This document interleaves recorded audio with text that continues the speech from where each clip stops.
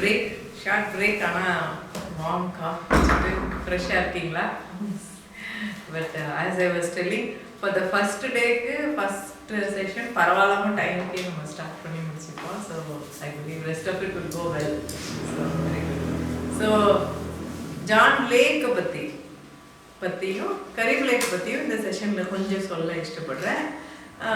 John G லேக்னு சொல்றவர் வந்து கனடால இதுல இருக்கு. உங்க நிறைய பேர் மேனுவல் வாங்கியிருக்கீங்க. So everything is there. Some of it அதாவது நான் ஸ்கிப் பண்ணி மினிமம் சொல்லிட்டு உங்களுக்கு கிராஸ் பண்றதுக்கு பேக்ரவுண்ட் எவ்வளோ தெரிஞ்சா போதுங்கிறத மட்டும் சொல்றேன். டீட்டெயில்ஸ் வந்து anyway you have it here.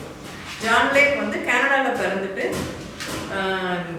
யூஎஸ்ல வந்து பின்னாடி வந்து செட்டில் ஆயிருக்காரு. ஆனா அதில் விசேஷமா நம்ம கவனிக்கிற வேண்டிய பாயிண்ட் ஆஃப் ஹீலிங் ரிலேட்டடுக்கு என்னன்னு பார்த்தீங்கன்னா, பெரிய ஃபேமிலி 16 பிரதர் சிஸ்டர்ஸ் இருந்ததுல அவர் வந்து 21 வயசு பிஃபோர் ஹி பிகேம் 21 அவர் அடல்ட்ல ஃபுல் அடல்ட்டான அந்த ஃபேஸில் அதுக்குள்ளே 8 பேர் இழந்துட்டாங்க.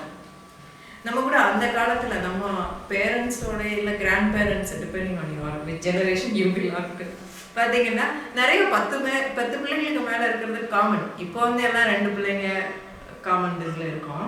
அப்போ வந்து இருக்கும்போது அவ்வளோ பிள்ளைங்க இருக்கும்போது நிறைய வந்து சாவு அனுபவம் அதில் இருக்கும். அண்ட் அந்த காலத்தில் மெடிக்கல் இது அவ்வளோ இல்லாததுனாலையும் சின்ன இதுக்கெல்லாம் ஈஸியாக பிள்ளைங்க சீக்கிரமாக ஈஸியாக சக்கமாயிடும். நிறைய சாவெல்லாம் கேள்விப்பட்டிருக்கோம். ஆனால் இவருதுலாம் ரொம்ப this is but still unusual இல்லைங்களா?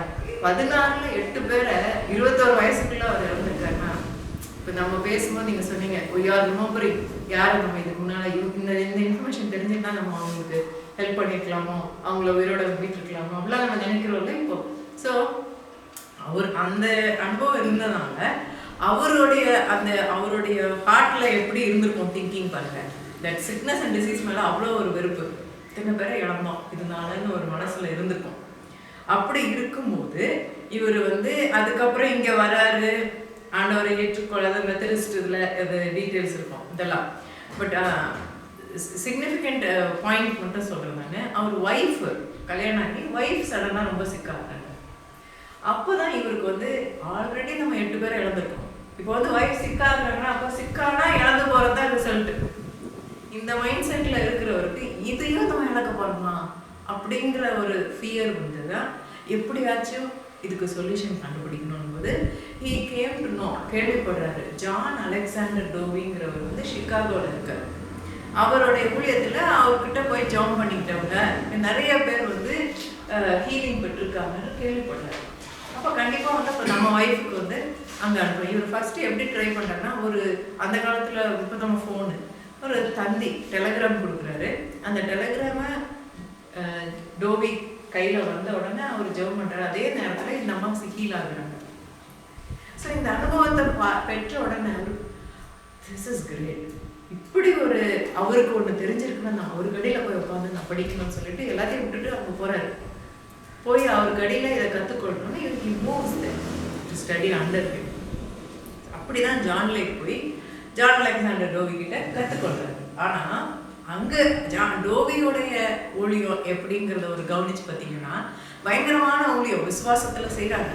ஆனால் he must have been operated on the gifts of the Spirit. பரிசுத்த ஆவியானவர் அபிஷேகத்தின் வரங்களினால அவர் செய்திருக்கணும். ஆனால் he did not believe in speaking in tongues and baptism of the Holy Spirit, டோவி. ஆனால் ஹீலிங் பார்ட்டில் he was operating amazing miracles and miracles.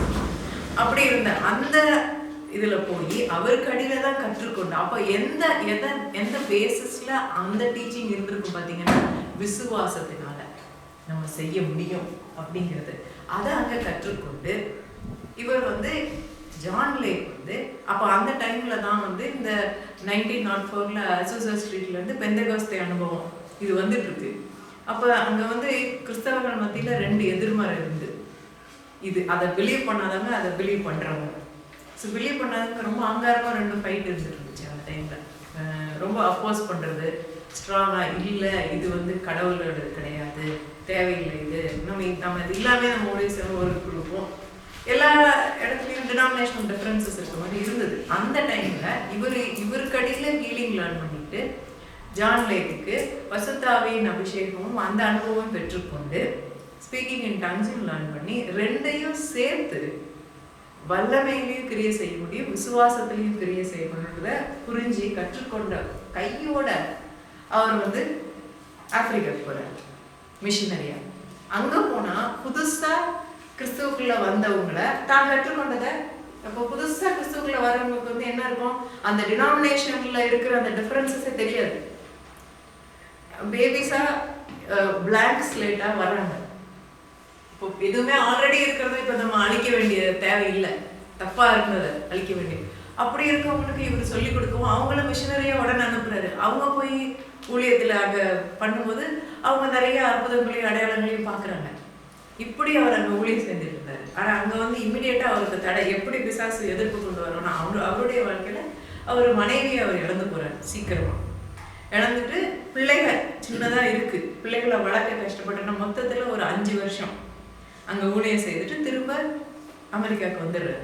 வந்துட்டு அவர் help பண்ணுறதுக்கு அவங்க sister கூட வருவாங்க குழந்தைங்களை பார்த்துக்கிறதுக்கு. ஆனால் some point he decides I have to go பேக்னு திரும்ப வந்து அதை வந்து திரும்ப ஊழியம் செட்டப் பண்ணி அவர் தான் கற்றுக்கொண்டதை வந்து இங்கே சொல்லிக் கொடுக்க பார்க்குறாரு. 5 வருஷம் தானே வெளியே போயிட்டு வந்தாரு, இங்கே வந்து பார்க்குறாரு. இங்கே எல்லாருமே அதுக்குள்ள வித்தியாசம் ஆயிட்டாங்க. சில டீச்சிங் இவர் கற்றுக்கொண்டு செயல்படுத்தி இவர் உண்மைகளை ஹீலிங்கை பற்றி சுகமளிப்பை குறித்து இவர் கற்றுக்கொண்டதை இவர் சொல்லிக் கொடுக்கலாம் அப்படின்ட்டு திரும்ப வந்து இங்கே அங்கே எப்படி சொல்லிக் கொடுத்தா அதே போல இங்கே வந்து அமெரிக்காவுக்கு வந்து சொல்லிக் கொடுக்கலான்னு பார்த்தா இங்கே இருக்க அட்மாஸ்பியர் அந்த 5 வருஷத்துல மாறிடுச்சு. அது நிறைய அவிசுவாசமும் வித்தியாசமான திங்கிங் எல்லாம் வந்துருச்சு. ஸோ இவர் வந்து அதுக்குள்ள போகாம இவர் தனியாவே இவர் ஊழியம் செய்கிறாரு. நிறைய அற்புதங்கள், இது அந்த ஸ்டோரிஸ் நிறைய இருக்கு. நமக்கு 1 or 2 ஹைலைட் நீங்க கேள்விப்பட்டிருக்கலாம். எனக்குமே ஜான்ஜி லேக்குன்னு கேட்டா நீங்க என்ன கேள்விப்பட்டிருக்கலாம். எனக்கு ஃபர்ஸ்ட் இதை கேட்கும்போது என்னுடைய வாழ்க்கையில நான் கேட்டது என்ன, புக்கு நிறைய படிக்கும்போது சில புக்ல ஹீலிங் பத்தி எனக்கு எப்போதுமே சுகமளிப்பு கொடுத்து இன்ட்ரெஸ்ட் இருக்கிறதுனால நிறைய அனுபவங்கள் இருந்ததுனால நிறைய புக்ஸ் படிக்கும்போது அதை நோட் பண்ணியிருக்கேன். ஜான் லேக் பத்தி யாராவது பிரசங்கத்துல சொல்றதை கேட்டது என்னன்னா, அவர் வந்து ஆப்பிரிக்கால இது ஒரு பிரபலமான ஒரு காரியம், நீங்க கூட கேள்விப்பட்டிருக்கலாம்.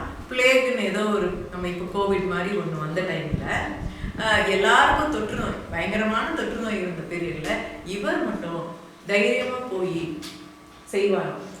இவரும் இவரோட குரூப்பும் செய்தது மட்டும் இல்லை. அப்போ டாக்டர்ஸ் எல்லாம் நாங்க வந்து இப்போ வில்லேஜா செத்துட்டு இருக்காங்க, கிட்ட போய் அந்த டெட் பாடிஸை எடுத்து அகற்றுறது முக்கியம். ஏன்னா குழந்தைங்களும் வயசானவங்களும் வந்து அஃபெக்ட் ஆகாம இருக்கிறவங்க கூட அஃபெக்ட் ஆயிடுவாங்க. அப்படியே தொற்று வில்லேஜா அழிஞ்சிக்கிட்டு இருக்குதான். அந்த டைம்ல குழந்தைங்களுக்கு இம்யூனிட்டி அதிகம் இருக்கும். ஸோ சின்ன பிள்ளைங்களுக்கு சேவ் பண்ணணும்னா டெட் பாடியை யாராவது முதல்ல பண்ணணும். நேச்சுரலாக ஆகிட்டு இருக்கு. ஸோ யார் போய் டெட் பாடி பண்ணுறது யாருக்குமே தைரியம் வரல போய் பண்ணுறதுக்கு. ஏன்னா டெட் பாடியை ரிமூவ் பண்ணுறதுக்குன்னு போகிறவங்க தொற்று நோய் வந்துடுது. அந்த பாடியிலையும் ஓரளவுக்கு இருக்கும் அந்த கிருமி. ஸோ வி நோ, இப்போ நமக்கு தெரியும் கோவிடுக்கு அப்புறம் உலகத்துக்கு இப்போ அது புரியும் எப்படின்னு.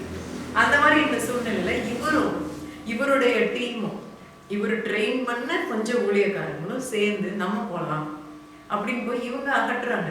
எடுத்து டெட் பாடிஸ்லாம் இது பண்ணுறாங்க, பரியல் பண்ணுறாங்க.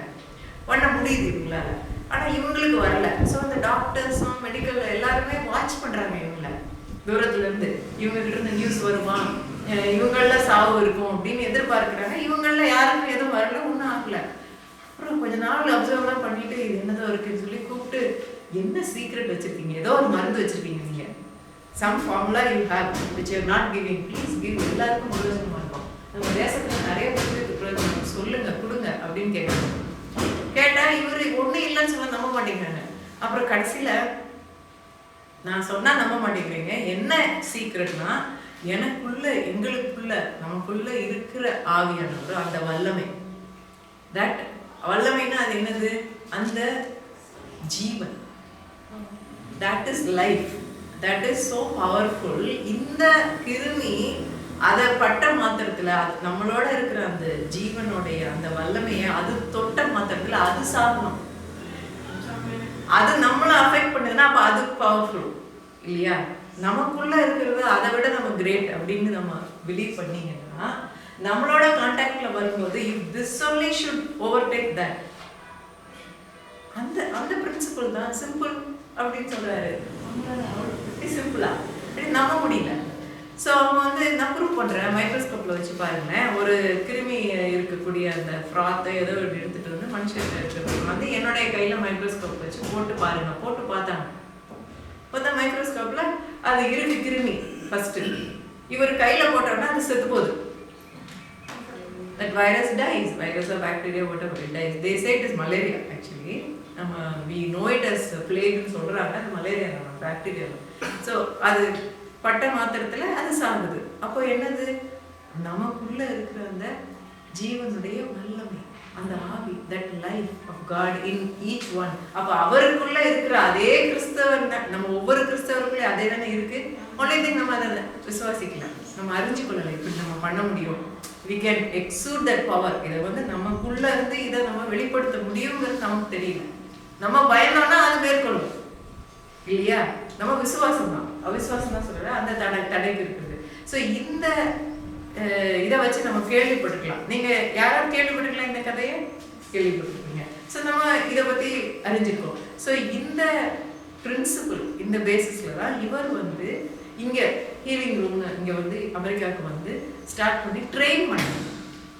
இவரோட இதில் உள்ள வித்தியாசம் என்னன்னா, இவர் வந்து இப்போ நான் எப்படி விசுவாசிக்கணும் அதே தான் நான் உங்களுக்கும் சொல்லி கொடுக்க முடியும். நீங்க புரிஞ்சுக்கிட்டீங்கன்னா, அந்த ஃபண்டா பேசிக்ஸை நீங்க புரிஞ்சுக்கிட்டீங்கன்னா, you can all do the same thing. ஆனால் வந்து சரியா புரிஞ்சுக்கணும்னா, பொதுவாக அதனால ஸ்டார்டிங்ல நம்ம தோல்வியின் கால 2 அவிசுவாசம் ஒன்று. சரி, விசுவாசம் எனக்கு இருக்கு, இது இப்போ நான் சொல்லி கொடுத்தேன்னா வந்துடும் அவிசுவாசம். ஆனால் அவிசுவாசத்துக்கு இன்னொரு காரணம் வந்து விசுவாசிக்கிறத வந்து தப்பா விசுவாசிக்கிறது. தப்பா நம்ம சில காரியத்தை புரிஞ்சிருக்கிறதுனால புரிந்து கொள்ளுதலை நம்ம மாற்றணும். ஸோ அதுக்கு நம்ம ட்ரைனிங் கொடுக்கணும். அப்படிங்கும்போது இப்போ இவர் என்ன பண்ணாரு, அவருடைய கண்டிஷன் நம்ம வந்து இந்த ஹீலிங் ரூம்னு வச்சு நடத்துறாரு. ஹீலிங் ரூம்னா சுகமளிக்கும் மறைகள்னு சொல்லிட்டு ஃபேமஸாக இருந்தது. அங்கே வச்சு நடத்தும் போது அவர் ஒரு கண்டிஷன் போடுவார், சுகமளிக்கிறவங்களும் சரி, நான் ட்ரைனிங் கொடுக்குறேன், ட்ரைனிங்க்கு வரவங்களும் சரி, 30 நாள் கண்டினியூஸாக நீங்கள் வரணும், நான் டீச் பண்ணுவேன், நீங்கள் கேட்கணும். அதுக்கப்புறம் அவர் ட்ரெயின் பண்ணி ஆல்ரெடி ட்ரெயின்டாக இருக்கிறவங்க, ரிசல்ட் வர்றவங்க, ட்ரெயின் பண்ண பிஹெச்டிஸ், பிஹெச்டிஸ் வந்து அவங்களும், அவர் இல்லைன்னா அவங்க யாராவது கை வச்சு ஜெபம் பண்ணுவாங்க. அப்போ எத்தனை முறை ஜெபம் பண்ண, 30 நாளுக்கு வர்றதுக்கு வந்து அவங்க ஜெபம் பண்ணுறதுக்கு நீ ரெடியாக இருக்கணும். அதை கண்டிஷனாக கொடுத்து இந்தபடி நான் பண்ணி யாரும் சுகம் ஆகலைன்னா நான் வந்து $500 கொடுக்குறேன்னு சேலஞ்ச் பண்ணுவேன். அவர் கடைசி வரைக்கும் யாருமே அந்த சேலஞ்சை எடுக்கல. அப்படின்னா அவங்க வந்தவங்க கண்டினியூஸாக 30 நாள் வந்தவங்களாம் அதுக்குள்ள சுகம் அளிப்பு பெற்றுக்கொண்டாங்க. அப்போ அந்த அளவு ஒருத்தர் சேலஞ்ச் பண்ணாருன்னா அப்போ எல்லாரும் பண்ண முடியணும்ல. It should be so simple. எல்லா கிறிஸ்தவனும் பண்ண முடியும். அதுக்கு விசேஷம் வரணும்னு அவர் பேசவே மாட்டார். எல்லாரையும் நான் ட்ரெயின் பண்ண முடியும். But are you willing to commit? வந்து ஏன் அந்த 30 நாள் அப்படின்னு யோசிக்கலாம். அவர் தன்னுடைய அண்டர்ஸ்டாண்டிங்ல அவர் புரிஞ்சு ஒரு ஃபார்முலா மாதிரி ஒரு சிஸ்டம் ஒன்று டெவலப் பண்ணி, பேசிக்கா it takes that much time for people. ஆனால் ஒரு பெரிய புக் இருக்கும் அவருடைய சர்வன்ஸ்லாம். அந்த காலத்தில் ரெக்கார்டிங்லாம் பண்ணலை. One of his wifes, second wife நினைக்கிறேன், வந்து ஸ்டெனோகிராஃபர் இருந்ததுனால அவர் பேசுறதெல்லாம் அவங்க ஷார்ட் ஹேண்ட் எடுத்து ரெக்கார்ட் எடுத்ததுனால நமக்கு சர்வன்ஸ் வந்து இருக்கு. So I have book, you can also buy 1000 pages, 900 and some pages. அவரோட எல்லா சர்வன்ஸுமே அதுவுமே நிறைய எடிட் பண்ணியிருக்காங்கன்னு சொல்றாரு பிரதர் கரீப் லேக் கிட்ட தான் அவங்க மகா வந்து கொடுத்துருக்காரு அவரோட இதெல்லாம். அதில் பார்க்கும்போது பப்ளிஷ் பண்ணது கூட சிலதெல்லாம் நார்மலாக திங்க் பண்ணுறதுக்கு முரண்பாடாக இருக்குன்னு அவங்க கொஞ்சம் கொஞ்சம் சேஞ்ச் எல்லாம் பண்ணி தான் பப்ளிஷ் பண்ணியிருக்காங்களாம் அந்த அளவுக்கு. ஆனால் அதுலேயே நமக்கு நிறைய பார்க்குறேன், we can learn so much. So பொதுவாக நான் இந்த இதை நான் கேட்டதுக்கப்புறம் அந்த சர்மன்ஸ் படிக்கிறப்ப ஐ கேம் அக்ராஸ் மெனி அவர் பேசும்போது சொல்கிற சாட்சிகள் ரெக்கார்ட்ஸில் 1-2லலாம் 25ஆம் நாளில் அவங்க சுகமானாங்கன்னு சொல்லுவாங்க, 26ஆம் நாளில், 30 நாள் வரைக்கும் போல. ஆனால் நிறைய ஐ கேம் அக்ராஸ் 20. ஆனால் அத்தனை நாள் ஆகுது மனதை புதிதாக்குறதுக்கு. கேட்க வேண்டியிருக்கு. கேட்டு அவங்க அது மட்டும் இல்லை, நம்ம விசுவாசத்துல பண்ணலாம், அவங்க விசுவாசம் அவசியம் தான் நம்ம சொல்றோம். அப்போ ஜான் லேக்கோ டிஎஸ்டிஸோ அவங்களுடைய விசுவாசத்துல பண்ணலாம். ஆனா பண்ண பிறகு அது வந்து திரும்ப திரும்ப சில நேரம் பண்ண வேண்டியிருக்கலாம். அதனால தான் உங்களை ரிப்பீட்டடா வர சொல்றது. நம்ம வந்து ஒரு டீச்சிங்ல எப்படி இது பண்ணிக்கிறோம்னா, அண்டர்ஸ்டாண்ட் பண்ணிக்கிறோம்னா, எனக்கே தெரிஞ்சு ஒருத்தங்கலாம் அவங்களுக்கு நிறைய எக்ஸாம்பிள்ஸ் வருது. பட் ஒரு பர்சன் வந்து அவங்க மூக்கில் கேன்சர், அது எப்படி இங்கே அரிச்சு வாயில் பாதி எக்ஸ்போஸ் ஆகி வலிக்குது அப்படின்னு எனக்கு ஃபோனில் ப்ரேயர் ரிக்வெஸ்ட்டாக வந்திருந்தாங்க. ரொம்ப தள்ளி வேறு ஸ்டேட்டு, நான் இருந்தது ஜார்ஜியா அட்லாண்டாவில். அப்போ அவங்க தள்ளி இருந்தாங்க, எனக்கு ஆக்சஸ் நேரில் போய் பண்ண தூரம். ஆனால் அவங்க கதை சொல்லும்போது அவங்க கூட பேசி என்கரேஜ் பண்ணி சில things we saw right away. ஒரு ஷோல்டர் பெயினில் உடனே அவங்களுக்கு ஹீல் ஆயிடுச்சு ஃபோனில் ப்ரே பண்ணும்போது. பட் திஸ் திங் நான் அதிகம் வலிக்கிறப்ப மட்டும் பண்ணுவாங்க. நான் பண்ணும்போது வலி போயிடும், பட் இட் வில் கம்ப்ளீட்லி நிற்காது. ஆனால் ப்ளீடிங் நின்றுடுச்சுன்னு சொல்லுவாங்க. ஸோ வி பிலீவ் ரெஸ்டோர் ஆயிரும்னு பார்ப்போம். திரும்ப ஒரு 1 month கழிச்சு சொல்லுவாங்க, திரும்ப இன்னைக்கு ரொம்ப வலிக்குது அப்படின்னு சொல்லுவாங்க. So it was not completely going. அப்போ அவங்க கூட நான் கொஞ்சம் பேசி அவங்க மைண்ட் செட் என்ன, அவங்க வந்து ஒரு பேப்டிஸ்ட் பாஸ்டரோட ஒய்ஃப் அப்படின்னு சும்மா கேட்கும்போது, நான் பெந்தகாஸ்தை விசுவாசிப்பேன், என் ஹஸ்பண்ட்லாம் நான் ஒரு முறை நான் ஹீல் ஆனேன், அந்த சர்ச்லேயே வந்து நான் சாட்சியெலாம் கொடுத்துட்டேன். ஆனால் வந்து அந்த ஹீல் ஆனதுக்கப்புறம் திரும்ப வந்த உடனே அவங்க என்ன கன்க்ளூட் பண்ணிடுறாங்கன்னா, அப்போ அந்த பர்சன் வந்து அவருக்கு வந்து சரியான இது இல்லை. ஏன்னா ஹீலிங் ஆகி திரும்ப வந்தா அப்போ அது வந்து பசுத்தாவியான செய்யல, பிசாசான செய்திருக்காங்கன்னு அவரை இவர் குற்றம் கண்டுக்கிறாங்க. அப்படி அவங்க கன்க்ளூட் பண்ணிட்டாங்க. அதனால எந்த பாயிண்ட்டுக்கு வரேன்னா, she was not interested in second time ministry பற்றி பயப்படுறாங்க. அந்த மாதிரி தேவையா இருந்தது. ஆனால் ஜான் லேக்கோட பிரின்சிபல் பாருங்க, அத்தனை நாள் வரணும் வந்து திரும்ப திரும்ப பண்ண வேண்டியிருக்கோம். ஏன் அதை சொல்றோம்னா, ஏன் திரும்ப திரும்ப பண்ணணும்னு அவர் ஃபாலோ பண்ணாருன்னா, ஃபர்ஸ்ட் நம்ம பண்ணும்போது நம்ம விசுவாசத்துல அவங்களை சரி பண்ணிக்கலாம். ஆனா திரும்ப பிசாசு வருவான், அந்த சிக்னஸ் திரும்ப ட்ரை பண்ணோம். அப்போ நம்ம வந்து ஃபாலோ பண்ணி திரும்ப திரும்ப பண்றது முக்கியம். ஆனா நம்ம மக்கள் வந்து ஒரு தடவை பண்ணிட்டு வரலன்னா இப்படி கன்க்ளூஷன் வந்துடுறாங்க. கிறிஸ்டியன்ஸ் நம்ம மக்கள்னா நம்ம கிறிஸ்தவர்களுக்குள்ள திரும்ப வந்துச்சுன்னா அப்போ முதல்ல பண்ணவங்க சரியா பண்ணல, அவங்க விசுவாசம் தப்பு, அவங்களுடைய பவர் தப்பு அப்படின்ற கன்க்ளூஷன் திரும்ப வரவே மாட்டாங்க.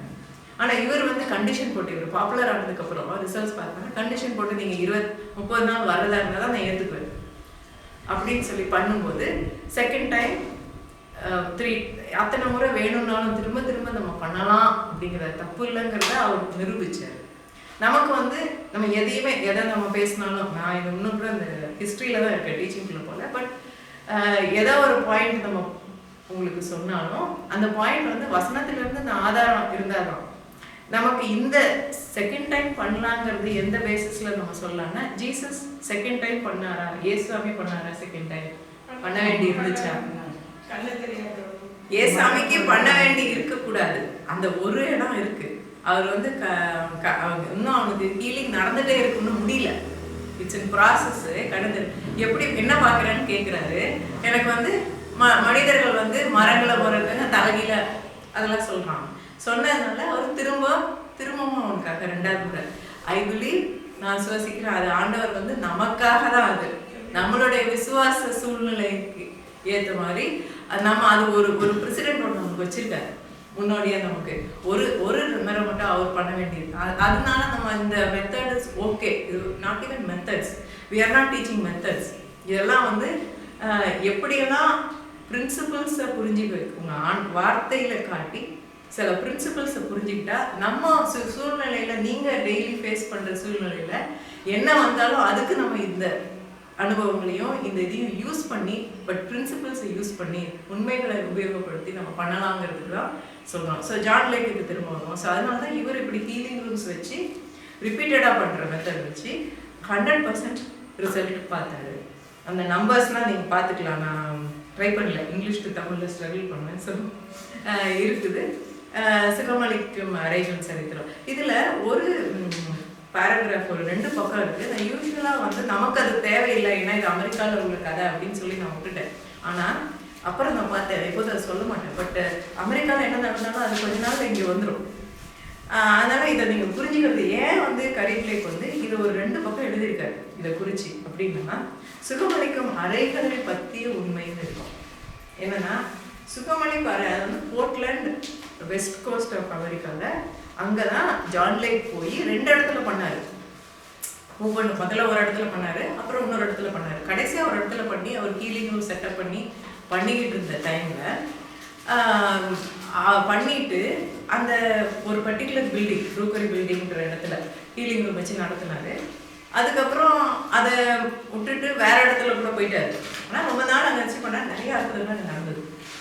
பின்னால் ஒரு பர்டிகுலர் சர்ச், நான் பேரெல்லாம் இப்போ சொல்லலை, ஒரு பாப்புலராக இருக்கிற ஒரு திருச்சபை அந்த சைடில் வெஸ்ட் கோஸ்டில் இருக்கிற திருச்சபையில் ஒரு சீனியராக இருக்கிற ஒருத்தர், அவர் ஜான் லேக்குடைய அனாயிண்டிங் தமிழ் அபிஷேகம் தனக்கு வேணும் அப்படின்னு சொல்லி அங்கே போய் அவருடைய இதெல்லாம் ஃபாலோ பண்ணி, ஏன்னா அவர் அங்கே இருந்தார், அந்த ஊரில் இருந்தார். ஸோ அங்கெல்லாம் பண்ணி அவர் புக்கு எழுதியிருக்காரு, ஜான் லேக்கை பற்றி எழுதியிருக்காரு. அவர் ஒரு வார்த்தையில் ஜான் லேக்கில் கற்றுக்கணும் பண்ணியிருக்கலாம், நல்ல எண்ணத்தில் பண்ணியிருக்கலாம். பட் அவருடைய முறைமைகள் வித்தியாசம். இவர் அவருடைய கல்லறை கிட்ட போய் அப்படியெல்லாம் போய் அவங்க புரிஞ்சுக்கிட்டது, அவங்க விதத்தில் அப்படி புரிஞ்சுக்கிட்டு அவங்க என்ன பண்ணாங்கன்னா, அந்த பில்டிங்கே வாங்கியோ ஏதோ பண்ணி அதே பில்டிங்கில் நாங்கள் ஸ்டார்ட் பண்ணியிருக்கோம்னு சொல்லி அனௌன்ஸ் பண்ணி அந்த நேமில் அவங்க ஊழியம் பண்ணாங்க. ஹீலிங் ரூம் மினிஸ்ட்ரி அப்படின்னு ஃபஸ்ட்டு ஜான் லேக்னு ஆரம்பித்தாங்க. அப்புறம் கரிக் லேக் மினிஸ்ட்ரி எனக்கு தான் கொடுத்துருக்காங்க, நீங்கள் ஜான் லேக்கில் பண்ணல அப்படின்ன பிறகு ஜான் லேக் பேர் எடுத்துட்டாங்க. இதெல்லாம் நானே பார்த்தேன். ஓவர் த ஃபியூ இயர்ஸில் சேஞ்சஸ் வந்தது. ஹீலிங் ரூம் மினிஸ்ட்ரின்னு சொல்லி அவங்க எஸ்டாப்ளிஷ் பண்ணியிருந்தாங்க. அதோடைய கிளைதான் இங்கே நமக்கு இந்தியாவிலையும் அங்கங்கே இருக்காங்க, ஆரம்பிச்சாங்க, இருந்தது. ஸோ நம்ம இதை டீச் பண்ணுறப்ப அந்த கான்செப்ட் ஆஃப் ஹீலிங் ரூமை பண்ணுறவங்க அந்த பேர் இருந்தோன்னா எல்லாரும் இதுவும் அதுவும் சேம்னு நினச்சிக்குவாங்க. நம்ம அது இல்லைங்கிறத வேடுபடுத்திக்கிறோம். இப்போ இது ஆஃப்டர் ஆல் நேம் தானே, இது ஏன் நீங்கள் ஊழிய பேர் இது ஏன் முக்கியம்னு பேர் அதெல்லாம் முக்கியமே கிடையாது. அதுக்காக நம்ம இதை பற்றி இப்போ இன்னைக்கு பேசல. எதுக்காக நான் பாயிண்ட் இம்பார்ட்டன்ட்னா, அவங்க ஜான் லேக்கோட பேரையும் அந்த ஹீலிங் ரூம்ன்ற அந்த முறைமையை தான் ஃபாலோ பண்ணுறாங்களே ஒழிய இந்த டீச்சிங்கை அவங்க யூஸ் பண்ணுறாங்க. அப்போது அவங்களுடைய பேசிஸ் ஆஃப் ஃபெய்த்தே டிஃப்ரெண்ட் ஃப்ரம் நம்ம பண்ணுறதுக்கும். ஸோ இது நம்ம ரொம்ப முக்கியம். ஏன்னா அவர்கிட்ட அவருடைய அந்த ரிசல்ட்டுக்குரிய ரீசன் என்னன்றதை புரிஞ்சு நம்ம படித்து செய்கிறது முக்கியம் தான். நம்ம இவ்வளோ எஃபர்ட் போட்டுட்ருக்கோம். அப்போது அவங்க ஜஸ்ட் பேரை மட்டும் யூஸ் பண்ணி அந்த மெத்தடை மட்டும் யூஸ் பண்ணுறது, அதனால தான் மெத்தட்ஸ் இம்பார்ட்டன்ட் இல்லைன்றது சொல்லுங்கள். யாருடைய மெத்தட் இல்லை, அது என்ன பேசிஸில், எந்த வார்த்தையின் பேசிஸில், எந்த முறைமைகளை சில இதுகளை அவர் ஃபாலோ பண்ணாருங்கிறத நம்ம புரிஞ்சுக்கிறது. இந்த இதை அவங்க பண்ணலை, அதனால தான் வேறு பிரிச்சுக்கிறோம். நீங்கள் அதே நிறைய பேர் ரெண்டும் சேம்னு நினச்சிட்டு என்கிட்ட காண்டாக்ட் பண்ணியிருக்காங்க. இங்கேயுமே நான் அவங்களுடைய நியூஸ் லெட்டரை படிக்கிறேன், அங்கே ப்ரேயர் ரிக்வெஸ்ட் அனுப்புகிறேன், எல்லாம் சொல்லுவாங்க இது அதுவும் சேம்னு. அது டெஃபினட்டாக நாங்கள் டிஃப்ரெண்ட்டுன்றதை சொல்ல வரேன். எதுக்குன்னா அவங்க சொல்லிக் கொடுக்குறதும் நாங்கள் சொல்லிக் கொடுக்குறதும் சேமாக இருக்காது அப்படிங்கிறதுக்காக சும்மா அந்த ஒரு டிஃப்ரென்ஸை பாயிண்ட் அவுட் பண்ணுறதுக்கு நான் வேற ஒன்றும் இல்லை. இதில் ஒரு தீர்க்க தரிசனமும் இருக்குது. ஜான் லேக் அழிச்சது May 24 அவரே 1934. ஜான் லேக் அவருடைய ஸ்பெஷாலிட்டியே மேக்கிங் ஆஃப் மை மினிஸ்ட்ரி அந்நிய பாஷையில் பேசுறதுன்னு சொல்லியிருப்பாரு. நிறைய இடத்துல ஒரு அந்நிய பாஷையில் நிறைய நேரம் பண்ணுறதுனால அவருக்கு சர்மன்ஸே அந்நிய பாஷையின் விமர்சனமா இன்டர்பிரேஷன் வியாக்கியானம் அதை அவருடைய லாங்குவேஜில் அவருக்கு வந்த மீனிங் அதை தான் சர்மன்ஸாகவே அவர் எழுதி அதை சொல்லியிருப்பார். அப்போனா என்ன அர்த்தம், ஆவியானவரே கொடுத்தது, டைரக்ட் டவுன்லோட் கொடுத்தது, நேராக கொடுத்தது. அவர் அநேகம் அப்படி இருக்கும் அவரோட ட்ரூத்ஸ். அது ஆண்டவரே சொல்லுது. நிறைய சாங்ஸ் கூட அவர் எழுதியிருக்காரு. அதெல்லாமே டைரக்டாக டங்ஸ் அண்ட் இன்டர்பிரேஷனாக நிறைய இருக்குது. அந்த சர்மன்ஸில் கொஞ்சம் தான் இருக்கும், அது தவிர நிறைய கூட இருக்குது. அது மாதிரி அதில் இந்த ஒரு ப்ராஃபஸியில் அவர் தன்னுடைய ஊழியத்தை யார் நடத்துவா அப்படின்னு சொன்னது டைரக்டாக கரிக் லேக்குக்கு ஃபிட் ஆகி அவங்க மகளும் மருமகளும் கொடுத்து தான் இவர் ஸ்டார்ட் பண்ணார். சரி, இதெல்லாம் ஜஸ்ட்டு லீகாலிட்டி ஆர் ஹிஸ்ட்ரி அப்படின்னாக்கா அப்படின்றது இல்லை. ஏன் இவரோட இது விசேஷம் அப்படிங்கிறது நமக்கு எப்படி அது பிரயோஜனமாக இருக்குன்றதுக்காக தான் ஹிஸ்ட்ரி நம்ம கொஞ்சம் தெரிஞ்சுக்கணும். கரிக் லேக்கை பற்றி இப்போ சொல்கிறேன். அவர் இவர் சொல்கிறார், இவர் 1935 இறந்துட்டார் ஜான் லேக். இவர் ஊழியம் ஆரம்பித்து இவர் பிறந்தது அது ஏதோ ஒரு பர்டிகுலர் இயர். அவர் சொன்னதை கரெக்டாக இவர் ஸ்டார்ட் பண்ணி பிறந்திருப்பார். நான் டேட் வந்துட்டேன். ஆனால் April 1, 1959 பிறந்தேன்றாங்கள. அவர் 35 இறந்துட்டாரு. இவர் எத்தனை வருஷம் கழிச்சு, நியர்லி 25 years கழிச்சு இல்லையா, 25 years கழிச்சு தான் இவர் பிறந்திருக்காரு. ஸோ ஒரு 40 years கழிச்சு தான் நம்மளுக்கு இந்த டீச்சிங் வந்திருக்கு. அந்த நடுவில் ஏன் கேப் இருந்திருக்குன்னா அவர் அப்படித்தான் சொல்லியிருக்காரு. அப்படி கேப் இருக்கும், யாரும் எடுத்து செய்ய மாட்டாங்க அப்படின்னா என்னன்னா என்ன நம்ம தெரிஞ்சுக்கிறது, அண்டர்ஸ்டாண்ட் பண்ணுறது தட் இதில் இருக்கிற சில உண்மைகளை இழந்துருச்சு திருச்சபை பொதுவாக. அதை நம்ம எடுத்து திரும்ப யூஸ் பண்ணும்போது நம்மளுக்கு இன்னும் நல்ல ரிசல்ட் கிடைக்கும். நம்ம அந்த சீக்ரெட்ஸை தெரிஞ்சுக்கலாம். அவர் எப்படி இப்படி இருந்தாரு, அப்போ நம்மளும் அதை தெரிஞ்சுக்கிட்டோம்னா, இப்போ போயிட்டாங்களே அவங்க இல்லையே, அப்போ அவங்ககிட்ட நம்ம எப்படி கற்றுக்கிறது? ஸோ அவங்க யார்கிட்ட சொல்லி கொடுத்தாங்க, அவங்ககிட்ட இருந்து அவங்க எழுதி வச்சுட்டு போனதுலேருந்து சில பாயிண்ட்ஸ் நம்ம குறித்து நம்ம எடுத்துக்கிட்டா நம்மளுக்கு பெனிஃபிட்டு. ஸோ அதெல்லாம் வந்து கரிபிளேக் பண்ணார். இப்போ கரிபிளேக் கதையில் நான் டீட்டெயில்ஸ்குள்ளே போகல, அவருடைய சாட்சியில் சில சிக்னிஃபிகண்ட் பாயிண்ட்ஸ் மட்டும் நான் சொல்ல விருப்பப்படுறேன். இவர் வந்து அவங்க அம்மா வந்து இந்த யாரோ ஒருத்தர் சொன்னீங்க இல்லையா, குழந்தைகளானதை சொல்லியிருப்பாருன்னு சொல்லி, நீங்கள் ஆன்லைனில் பார்க்கும்போது அவர் சொல்லுவார். அவர் சின்ன பிள்ளையிலேயே பேபியாக இருக்கும்போது அவங்க அப்பா காரை வந்து பின்னால் திருப்பும்போது ஆக்சிடென்ட்டில் இவர் மேலே ஏறிடுச்சுக்காரு.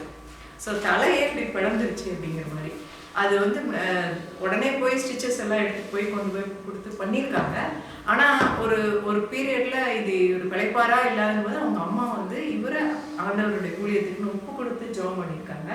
அதன்படி இவருக்கு உயிர் பிழைச்சி வந்து இப்போ இருக்காரு. ஸோ ஆண்டவர் அது எதுக்கு பாயிண்ட் என்னன்னா, குழந்தையிலே அவர் வந்து ஆண்டவருடைய ஊழியத்துக்குன்னு ஒப்பு கொடுத்தாங்க அவங்க அம்மா. அதோட பலனாக இருக்கலாம் இதெல்லாம் பின்னாடி. பட் யங்கா கல்யாணம் அந்த காலத்தில் இவங்க கல்யாணம் பண்ணியிருக்காங்க. இவருக்கு முதல் குழந்தை வந்து ஒரு கேன்சரோட பிறந்திருக்கு. நாக்கில் மேலே வந்து ஒரு டியூமர், அது ஹிமாஞ்சியோமா டியூமர்னு சொல்லுவார். அப்படின்னா அப்படியே ரத்த இதோட இருக்கும், அது ஸ்கின் கவர் ஆகாமல் அதை பார்த்தாலே அந்த ரத்த மூவ்மெண்ட்லாம் தெரியுமா வெளியிலேயே, அப்படியே ரெட்டாக இருக்குன்னா பார்த்துங்களேன் குழந்தை. அது நாக்கு மேலே பெருசாக இருந்ததுனால அதால் வாயை விட மூட முடியலாம் அந்த குழந்தைக்கு. ஸோ இப்படி அவங்க அந்த குழந்தைக்கு விசேஷமாக எப்படி சாப்பாடு கொடுக்கணும் எல்லாம் ட்ரைனிங் கொடுத்து அப்படியே 1.5 வருஷம் கஷ்டப்பட்டு வளர்த்துருக்காங்க. அப்புறம் அந்த பீரியடில் இவர் வந்து நிறைய தேடி இருக்கார் அந்த குழந்தைக்கு சரியாகணுன்றதுக்காக. நிறைய ஊழியக்காரங்களை தேடி நிறைய பேர் அவருக்கு ஜெபம் பண்ணும்போது இவங்க பார்த்த காரியம் வந்து நிறைய ரிசல்ட்ஸ் பார்த்துருக்காங்க. ஆனால் முற்றிலுமாக வந்து அவங்க ஓவர் கம் பண்ணலை. அந்த குழந்தைய வந்து 1.5 வயசில் இழந்துட்டாங்க. ஸோ அன்றைக்கு அவருக்கு இருந்த வேதனையில் அவர் ஆண்டவர்கிட்ட கேட்டாங்களாம், நான் வந்து இன்னொருத்தருடைய குழந்தை இப்படி இறக்காமல் இருக்கிறதுக்கு நான் உதவி செய்கிறேன். நான் நிறைய பேர் தேடினேன், பெரிய ஊழியக்காரங்களாம் தேடினேன், எனக்கு கிடைக்கல. கிடைக்காததுக்கு ரீசன் வந்து அவங்க தப்பு இல்லை, 1-2 பேர் செஞ்சுட்டு இருந்தா அப்படிதான் ஆகும். எல்லா கஷ்டங்களும் செய்ய முடியும், ஆனால் 1000 பேருக்கு ஒரு ஆள் இருந்தாக்கா எவ்வளோதான் அவங்களும் செய்வாங்கல்ல. ஸோ நம்ம எல்லாரும் எழுமணும் அப்படிங்கிறது அவரோட வாஞ்சை. ஸோ அந்த மாதிரி நான் எனக்கு கிடைக்காத மாதிரி இன்னொரு தகப்பனுக்கோ தாய்க்கோ இந்த நிலமை வராதபடிக்கு நான் அவங்களுக்கு ஹெல்ப் பண்ண நான் வில்லிங்காக இருக்கேன். ஆனால் எனக்கு நீங்கள் சொல்லிக் கொடுங்க, எப்படி செய்யணும் சொல்லிக் கொடுங்கன்னும் போது அந்த அவருடைய சர்ச்சோட கண்டுபிடிப்பு தான் ஜான் லேக்கோட டீச்சிங்கோட இவருக்கு கனெக்ஷன் வந்தது. ஸோ அவருடைய இதுலேருந்து அவர் எப்படி அவர் டிஹெச்டிஸ்க்கு எப்படி சொல்லிக் கொடுத்தாரு, அந்த மேனுவலை வாங்கி அவங்கெல்லாம் எப்படி பண்ணாங்கன்றதெல்லாம் இவர் கற்றுக்கொண்டு இவர் வந்து இந்த ஊழியத்தை செய்ய ஆரம்பித்தார். அதில் ஊழியம் செய்கிறதுங்கிறதுல விசேஷத்த டிஃப்ரென்ஸ் வித்தியாசம் என்னன்னா, நம்ம அவர் இப்போ ஜான் லேக் வந்து ஹீலிங் ரூம் வச்சு அநேக அற்புதங்கள் பார்த்தாங்க. நம்பர்ஸ் எங்கேயோ இருக்கும். டு த எக்ஸ்டென்ட் எப்படி சொல்லலாம்னா, இவர் கற்றுக்கொண்ட அந்த ஜான் அலெக்சாண்டர் டோவி வந்து சியோன் அப்படின்னு ஒரு ஊரையே உருவாக்கி சிகாகோ பக்கத்தில் பண்ணி அந்த ஊரே வந்து கிறிஸ்தவ ஊராக வச்சு. ஏன்னா கடைசியில் அவர் டோவியோடைய இது வந்து சரியா இல்லை, இவர் கொஞ்சம் விழுந்துட்டார் கடைசி காலத்தில். அப்போ ஜான் லேக் அங்கே இல்லை, இவர் வெளியே விட்டுட்டார். ஆனால் அதே போல் ஜான் லேக்கோடைய டைம்லையும் ஒரு பாயிண்டில் அந்த ஊரில் ஹாஸ்பிட்டல்லாம் க்ளோஸ் பண்ணாங்களாம். டோவிக்கும் அப்படி தான் ஆச்சான். அந்த அளவுக்கு அங்கே சுகவீனரே இல்லாத அளவுக்கு அந்த மாதிரியான. அப்போ உங்களுக்குலாம் வேலைலாம் போயிடும் அவங்க என்ன சொல்கிறேன். அந்த அளவுக்கு அவங்களோட ஊழியம் வந்து அந்த சுகமளிப்பின் ஊழியம் அவ்வளோ ஃபேமஸாக. அப்போ டாக்குமெண்டட் ப்ரூஃப் ஹிஸ்ட்ரியில் போனால் அமெரிக்காவில் இதெல்லாம் இருக்குது அவங்க ரெக்கார்ட்ஸு. இந்த ஹாஸ்பிட்டல்லாம் க்ளோஸ் பண்ணேன்னா வரவே இல்லை, ஆளே வரல அப்படின்னு. அந்த மாதிரி நம்ம அவருடைய இது வந்து ஜான் லேக்கோடது இப்படி ஃபேமஸாக இருந்த பீரியடில் அங்கேருந்து இப்போ இவர் கரிபிளேக் வந்து அந்த இதெல்லாம் கற்றுக்கொண்டு இப்போ வந்து செய்ய இவரும் வந்து அந்த டிஃப்ரென்ஸில் வந்து என்னன்னா, இப்போ ஜான் அலெக்சாண்டர் டோவி மட்டும்தான் பண்ணாரா அந்த அவ்வளோ பெரிய நம்ம ஊழியர் நடக்கிறதுக்கு? அதே போல ஜான் லேக் மட்டும்தான் அப்படின்னா எல்லாருமே இவர்கிட்ட தான் வந்து ஜெபம் பண்ணிக்கிட்டாங்களா? இல்லை. இவங்களுடைய டிஃபரன்ஸ் என்னன்னா, இவங்க மற்றவங்களை ட்ரெயின் பண்ணாங்க. நான் பண்ண முடியறத எல்லாரும் பண்ண முடியும். நீங்க என் கூட கோஆபரேட் பண்ண நான் சொல்லிக் கொடுக்க ரெடி. நீங்க ரெடியா? கற்றுக்கொள்ளலாம், எல்லாருமே கற்றுக்கொள்ளலாம். என்கிட்ட இருக்கிற அதே பஸ்டாவில் தான் உங்களுக்குள்ள இருக்காரு. நான் ஸ்பெஷல் இல்லை. அதாவது இப்போ நான் ஸ்பெஷல்னா நீங்கள் எல்லாருமே ஸ்பெஷல். என்னைய பொறுத்த வரைக்கும் இன்னொரு கிறிஸ்துவை அறியாதவங்களோட நான் ஸ்பெஷல் தான். ஸோ நான் ஸ்பெஷல் தான், ஸ்பெஷல் இல்லைன்னு சொல்லல. ஆனால் நான் ஸ்பெஷல்னா கிறிஸ்துவ இருந்தேன், அவ்வளோ கிறிஸ்தவர்களும் அதே ஸ்பெஷாலிட்டி தான். அப்போ எல்லாரும் பண்ண முடியும். அந்த ட்ரைனிங் கொடுக்கறதுல தான் ஜான் லேக்கோட டீச்சிங்ல உள்ள வித்தியாசம். நான் செய்யறது நீ செய்ய முடியும், வித்தியாசமே கிடையாது, இருக்க தேவையில்லை.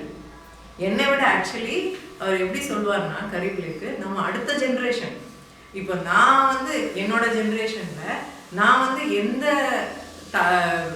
தவறுகள்னா என்ன, தவறான போதனைகளை மீறி நான் எதிர்நீச்சல் போட்டு நான் வெளியே வர வேண்டி வந்தது. அந்த தடை இல்லாம அடுத்த ஜென்ரேஷன் ஃப்ரீயா வரணும். இந்த டீச்சிங் அதிகமா பரவ அது அடுத்த ஜென்ரேஷனுக்கு அந்த பிரச்சனை இருக்கக்கூடாது, இருக்காம போயிடும். இப்பவுமே நம்ம 20 வருஷத்துக்கு முன்ன இருந்த நிலைமையில திருச்சபைகளோட விசுவாசம் இல்லை. நம்ம எவ்வளவு முன்னேறிட்டோம். இப்போ டிவைன் ஹீலிங் பாசிபிள்னு சொன்னா அக்செப்ட் பண்றதுக்கு நிறைய இருக்கும் இல்லையா? அது இல்லைன்னு சொல்லி யாருமே சொல்ல முடியாது. இப்போ டிரைவ் பண்ணி இருக்க முடியாது. அந்த இதுக்கு மாறிட்டோம், நம்ம அம்மா அப்பா காலத்துக்கு மாறிட்டோம். அப்ப இந்த இம்ப்ரூவ்மெண்ட் வந்துகிட்டே இருக்கும்போது ஸோ அடுத்த ஜென்ரேஷன் வந்து நம்மளை விட அதிகமா செய்யணும்.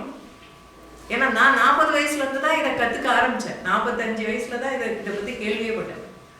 அப்போ என்னை விட 20 வயசுல கேட்டவங்களுக்கு இன்னும் அதிகம் பண்ண முடியுமே அடுத்த ஜென்ரேஷன். ஸோ அவர் எப்படி சொல்லுவாருன்னா, அடுத்த ஜென்ரேஷன் நம்மளுடைய தோல் மேல ஏறி மேலே போகணும், நம்ம தோலை கொடுத்து அவங்க தூக்கி கொடுக்க முடியணும். அதனால அவங்க இன்னும் அதிகம் தான் பண்ணணும். அப்படி பார்க்க போனா எல்லா மற்றவங்கலாம் என்னை விட அதிகமாக தான் செய்யணும் மற்றவங்க.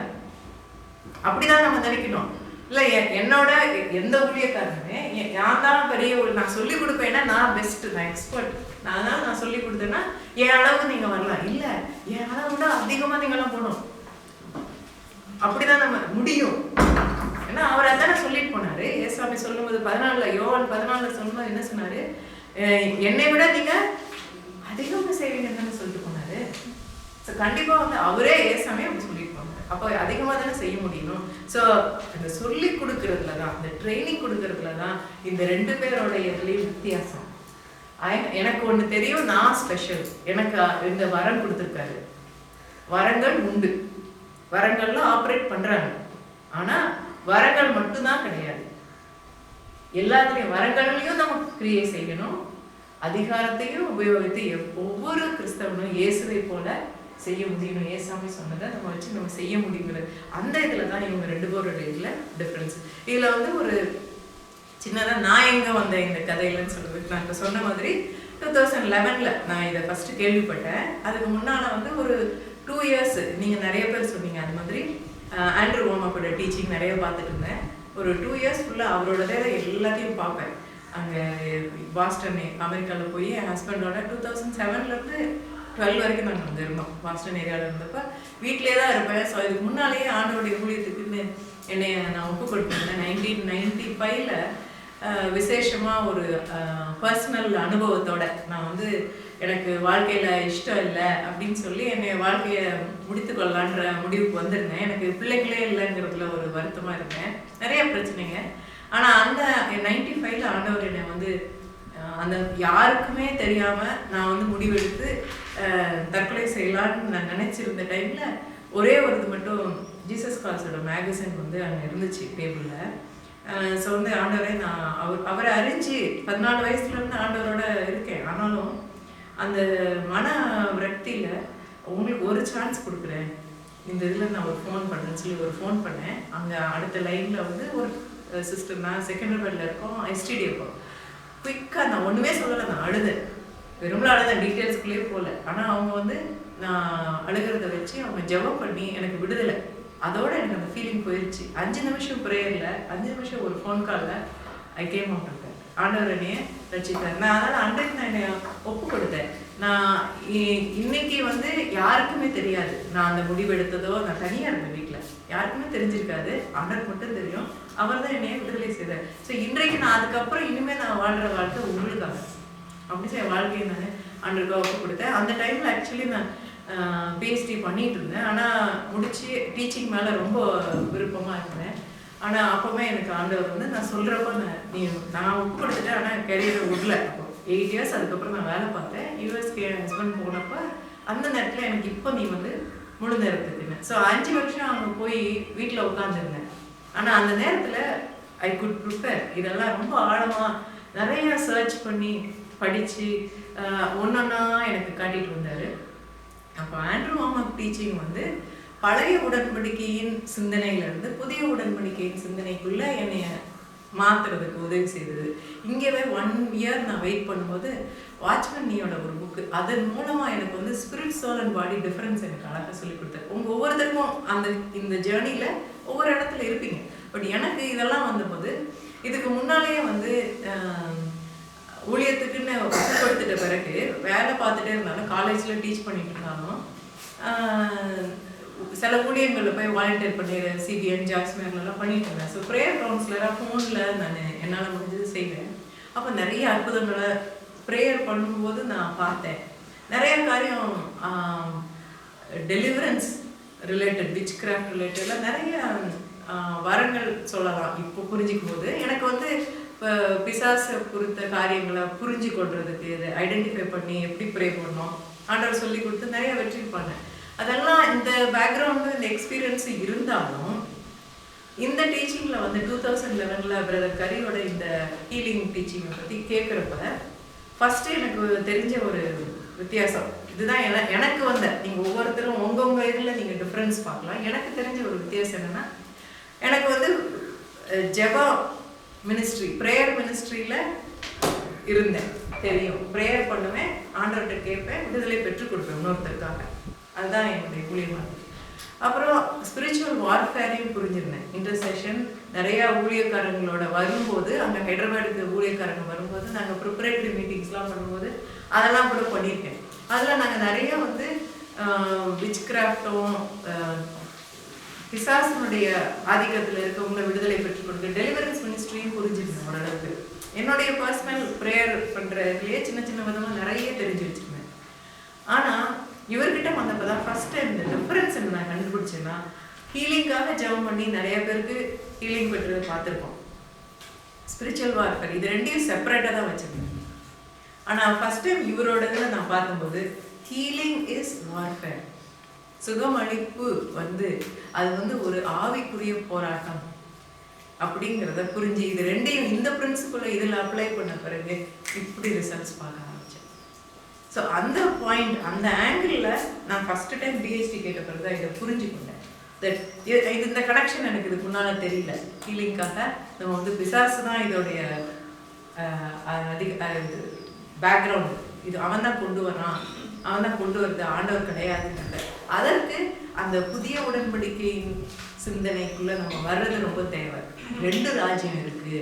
நம்ம வந்து அந்த பழைய உடன்படிக்கையில் நம்ம இப்போ இல்லை. ஏன்னா நம்ம பைபிள் படித்து பைபிள் நாலேஜ் போகும்போது பைபிளில் மெஜாரிட்டி வந்து ஓல்ட் டெஸ்டமெண்ட் தான், பழைய உடன்படிக்கை. ஜீசஸ் டைம் கூட ஃபுல்லாக பழைய உடன்படிக்கையில் தான் இருக்கும். சிலுவைக்கு பிறகு தான் புதிய உடன்படிக்கைக்குள்ளே வரும், உயிர்த்தலுக்கு பிறகு தான். அப்போ அது வரைக்கும் அவர் காலத்தில் அவர் இருந்து செயல்பட்டது கூட பழைய உடன்படிக்கைக்குள்ளே தான். ஸோ அந்த இதுதான் நம்ம மெஜாரிட்டி நம்ம லேர்ன் பண்ணுறோம். அதே தான் நம்ம மைண்டில் வச்சுருக்கோம். நம்ம மைண்ட் செட்லாம் சிந்தனை அந்த விதத்தில் தான் புரிஞ்சு நம்ம அப்ளை பண்ணுறோம். அதை மாற்றின உடனே எனக்கு வந்து அது பெரிய சேஞ்ச் ஆகுது. ஸோ அதுக்கப்புறம் என்னால் இந்த உண்மைகளை தெரிந்த பிறகு வேற எந்த விதமாகவும் ஜெபிக்க முடியல. உண்மை வந்து எப்படி இருக்கும்னா, ஒரு தடவை தெரிஞ்சிட்டோம்னு வைங்களேன். இப்போ வந்து என் ஃபோன் இங்கே இருக்கு, சைலண்ட்ல இருக்கு, உங்களுக்கு கூட எல்லாம் சைலண்ட் பண்ணிடுங்க. ஆனால் இந்த ஃபோனை வந்து இப்போ நான் ஏதோ போட்டு மறைச்சிடுறேன். ஃபஸ்ட்டு எனக்கு இங்கே இருக்குன்னு தெரிஞ்சு இப்போ மூடிட்டா கூட இப்போ வந்து எனக்கு நீங்கள் கேட்டிங்கன்னா ஃபோன் எங்கே இருக்குன்னு எனக்கு தெரியாதுன்னு நான் சொல்ல முடியாது. எனக்கு தெரியும். இப்போ நேரம் கண்ணு முன்னால தெரியல, நான் தெரியலன்னு ஆக்ட்லாம் பண்ண முடியாது. சொல்லலாம், என்ன ப்ரூவ் பண்ணணும், எங்க எங்க இல்லையே அப்படின்னு சொல்லலாம். குழந்தைகிட்ட சொல்லி ஏமாத்தலாம், இல்லை ஃபோனில் எங்க எங்க இல்லை அப்படின்லாம், என்னையவே நான் ஏமாத்த முயற்சிக்கலாம். ஆனால் எனக்கு தெரியுது அடியில் இருக்கு. உண்மை ஒரு தடவை சொல்லிட்டா அதை வந்து தெரிஞ்சிருச்சுன்னா லைட் போட்டு உங்களுக்கு காட்டிட்ட பிறகு அது இல்லைன்னு சொல்லி நீங்கள் ஆக்ட் பண்ண முடியாது. ஆண்டவனோட போய் நாளைக்கு வந்து எனக்கு தெரியாதுன்னு யாருமே கிறிஸ்தவங்க சொல்ல முடியாது. வார்த்தையை கொடுத்துருக்காரு, விளக்குறதுக்கு மக்கள் வந்து உதாரணத்துவமாக சொல்லி கொடுக்கறதுக்கும் கொடுக்குறாரு. ஏன் தெரியலன்னா நம்ம வந்து அதன் பின்னால போகலை, அதிகம் டைம் கொடுக்கல, நம்ம இது பின்னாடி ஆராய்ச்சி பண்ணலை. அப்புறம் எனக்கு தெரியாதுன்னு சொல்றதுன்னா தெரிஞ்சுக்க நான் முயற்சிக்கல. எனக்கு எது இன்ட்ரெஸ்ட் இருக்கோ அதை எல்லாரும் நம்ம தேடுவோம். இன்னைக்கு ஏன் 3 நாளைக்கு வாங்கினா ஏன் கஷ்டமா இருக்கு ஆளுங்களுக்கு? இது அவ்வளோ முக்கியம் இல்லை. என் கிறிஸ்மஸ் செலிப்ரேஷன் முக்கியம். எக்ஸாம்பிள் சொல்றேன், உதாரணத்துக்கு அது தப்புன்னு நான் சொல்லலை, பட் ஜென்ரல் மென்டாலிட்டி சொல்கிறேன். இது இவ்வளோ முக்கியம் தெரியாமல் இருக்கலாம், என்னைய பற்றி தெரியாமல் இருக்கலாம், இந்த டீச்சிங் பற்றி தெரியாமல் இருக்கலாம். நான் அது மக்களை நான் குறை சொல்கிறேன். பட் எதுக்கு நம்ம முக்கியத்துவம் கொடுக்கணும்? உண்மையாக தேடணும்னு போனீங்கன்னா ஏன் இவங்கெல்லாம் பண்ணாங்களே. இந்த கதையில ஒருத்தருக்கு நான் கேள்விப்பட்டிருக்கேன், ஜான் லேக் பற்றி. அவரால் கோவிட் டைம்ல பீப்புளுக்கு சேலஞ்ச் வந்து அவர் வந்து அன்னைக்கு ஆப்பிரிக்கால அவர் இப்படி போட்டு பண்ண முடிஞ்சது. ஏன் நம்ம இன்னைக்கு மாஸ்க் போட்டுட்டு தடுப்பூசி போட்டுட்டு ஓடுறோம்? கிறிஸ்தவங்களோட உள்ளுக்குள்ள அவங்களுக்குள்ள ஜீவன் இருக்குல்ல. அவர் என்னைக்கோ ஒருத்தர் நம்ம கேள்விப்பட்டிருக்கோமே, என்னைக்கோ பண்ணியிருக்காரு, ஏன் நம்ம பண்ண முடியாது அப்படின்னு யோசிச்சு அது பின்னாடி தேடி போனோமா? எவ்வளோ பேர் பண்ணியிருப்பாங்க, பண்ணவங்க கண்டுபிடிச்சிருப்பாங்க. எந்தெந்த விதமா உண்மையா ஆண்டவர் தேடி எனக்கு சொல்லிக் கொடுங்க. ஒரு ஆள் உலகத்துல ஒரு டைம்ல ஒருத்தர் பண்ண முடிஞ்சா எல்லாரும் பண்ணலாம்ல, எல்லாரும் பண்ண முடியும்ல. என்னைக்கு யாரு எந்த கதையை நம்ம என்னைக்கு கேட்டாலும் ஹிஸ்டரியில படிக்கும்போது அவங்கெல்லாம் கிரேட் பீப்புள்னு சொல்லிட்டோம்னா என்ன ஆகும்? நான் செய்ய வேண்டாம், நான் ஆர்டினரி பர்சன். ஏன்னா அதுக்கு எனக்கு பொறுப்பு வந்துடும்ல, நான் செய்யணும்ல. ஸோ நம்ம தேடி எனக்கு வந்து அந்த வார்த்தையில தான் என்னால் இதுக்கப்புறம் இந்த உண்மையை வந்து எனக்கு இது தெரியாதுன்னு சொல்லி என் அனுபவத்தை வச்சு நம்ம மாற்றிக்க முடியாது. உண்மைதான். சத்தியம் என்றைக்கும் மாறாது, ஆண்டோடைய வார்த்தை என்றைக்கும் மாறாது. இது அதனால தான் நான் அன்னைக்குலேருந்து 2011 இந்த மினிஸ்ட்ரியோட சேர்ந்து இதை செஞ்சுட்டு இருக்கேன். இப்போ 20 நம்ம இந்தியாவிலையும் வந்து முயற்சி பண்ண. கோவிட் டைமில் ரொம்ப பண்ணலை. இப்போ லாஸ்ட் இயர்லேருந்து மெதுவாக இங்கேன்னு சொல்லி ஆரம்பித்து செய்ய முயற்சிக்கிறோம். எந்த அளவுக்கு வாய்ப்பு கிடைக்கிறப்போ வில் ஸ்டார்ட் டீச்சிங் திஸ். சரி, இந்த அடுத்த சாப்டர் வந்து ஒரு பிரேக் அப்புறம் வார்த்தையின் அதிகாரத்தில் பண்ணுறோம். ஸோ சரி, எத்தனை மணிக்கு வரணும்னு சொன்னீங்கன்னா அந்த மணிக்கு வந்துடும். 10 minutes. 10 minutes தான் குறிப்பாக இருக்குது. 12 வந்துடுமா? சரி, 12. லஞ்ச் எப்போ? அதுவே லஞ்ச் வந்து 1:30 தான். ஓகே, 1:30 வேணுமா? 1:30 லஞ்ச் வேணுமா? அப்போ நம்ம 11:15 12 15 minutes. ஓகே, 12:15 வந்துடும். சரி.